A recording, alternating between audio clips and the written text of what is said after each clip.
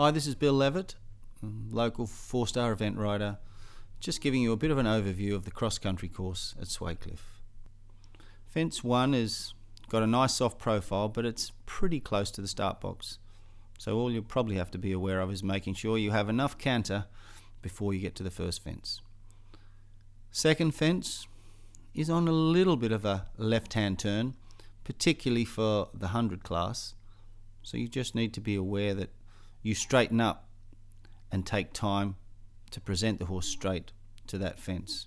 If you're in a bit of a hurry and take it on an angle, your horse might jump it, but you're letting the opportunity present itself to maybe for the horse, if he wasn't genuine, to slide past it. Third fence is again still coming a little bit uphill. It's off a right hand bend, and this is the first fence, has a little bit of a feeling of a little bit of daylight underneath it.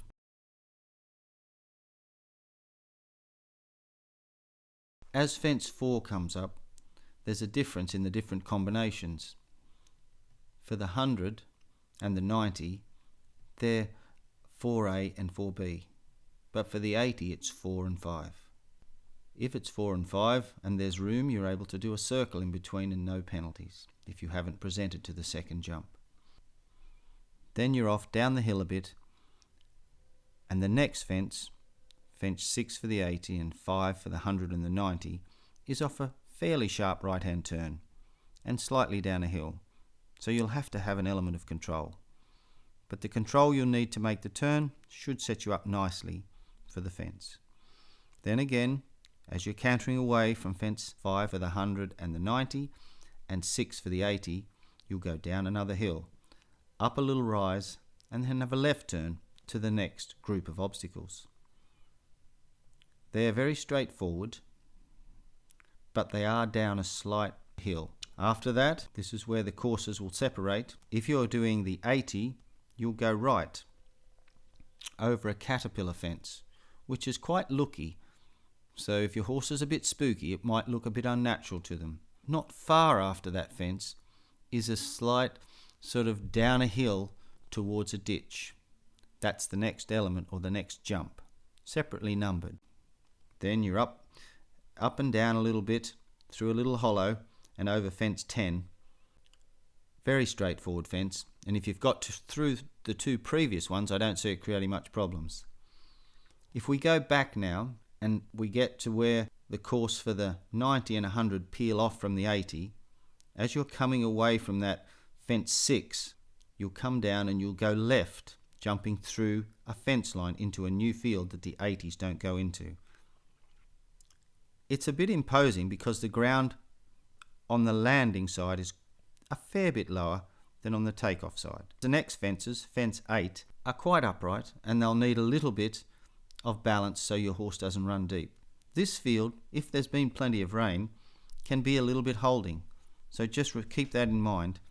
So the 100 and the 90, if you get over those two fence 8s, you come down round quite a steep hill now, coming down towards fence 9A and B.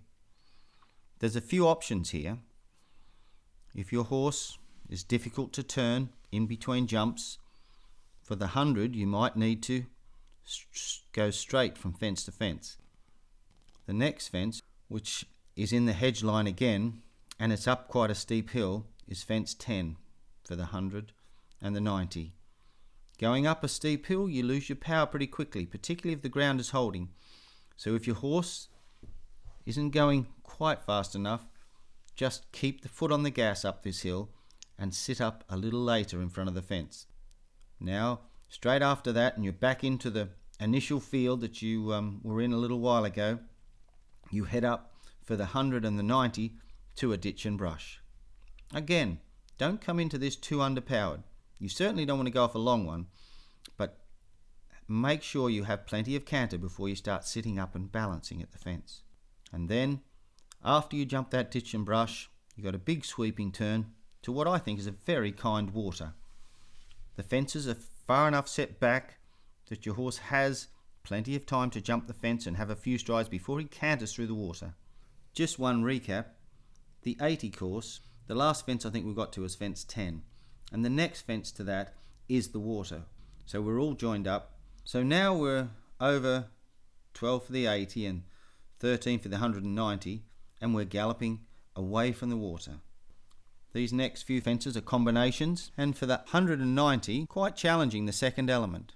Don't worry too much about your striding. Just get from centre to centre and have the line that you want rather than the amount of strides. So if you get through those combinations, then it's a decent old gallop with a bit of a left-hand turn, 3 tricanas. They're very nice. The only problem would be if you had a horse that was a bit spooky or a bit looky at ditches, but generally they ride very well.